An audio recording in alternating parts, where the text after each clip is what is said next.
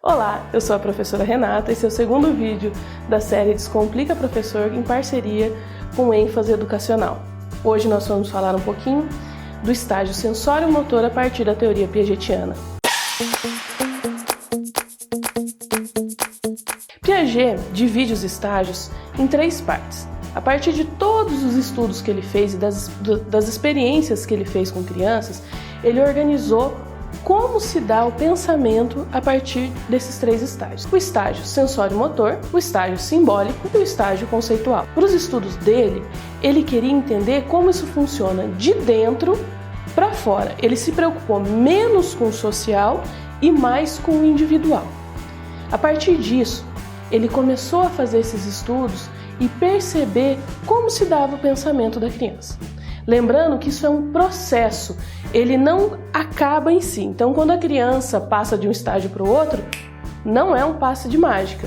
Isso tem um movimento. Às vezes, uma criança está ali oscilando em 2 características de estágios diferentes, porque ela está aprendendo.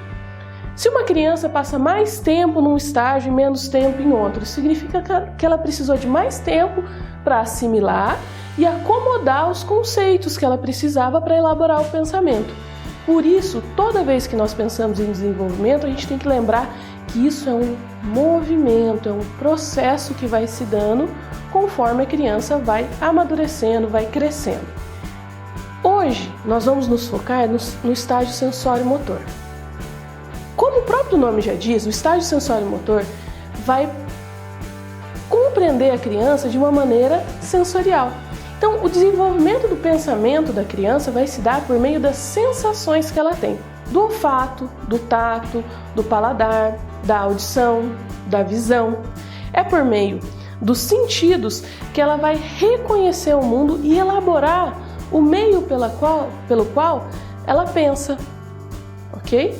O professor, quando vai preparar essa aula, quando ele vai pensar em alguma atividade, em alguma proposta vinculada para crianças de 0 a 2 anos, que é o período aproximado desse estágio, ela vai pensar isso por meio dessas sensações.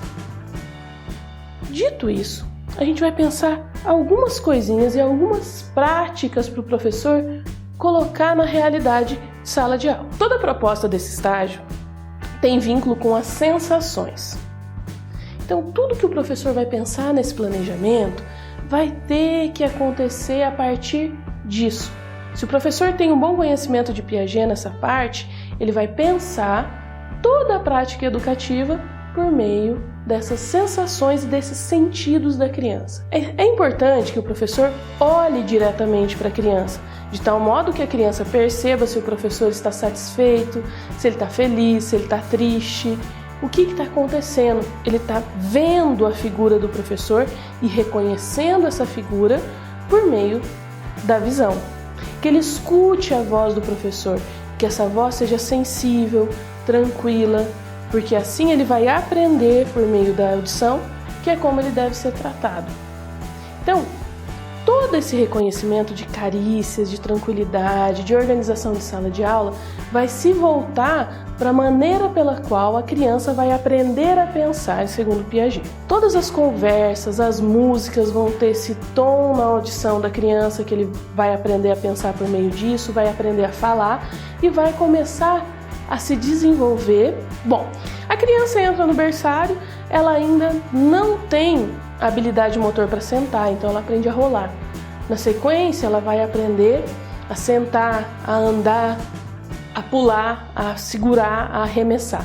E o professor vai ter que elaborar os desafios de sala de aula a partir dessa evolução e desse processo de desenvolvimento da criança.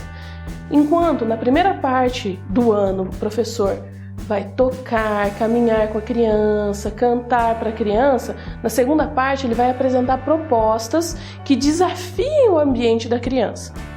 Então ele vai colocar nas paredes objetos sensoriais, lixa de madeira, algodão, botões costurados no tecido, tecidos de várias formas, de modo que a criança explore e aprenda esse ambiente por meio do tato.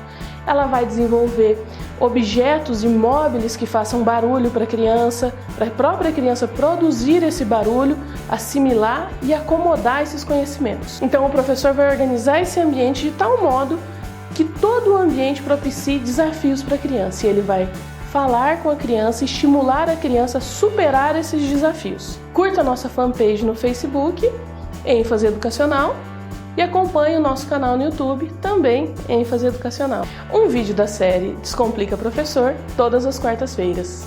Até mais!